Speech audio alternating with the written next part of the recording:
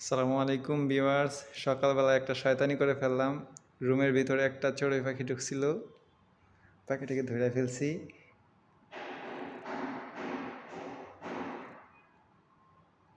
শুধুমাত্র আপনাদের বিনোদনের জন্য।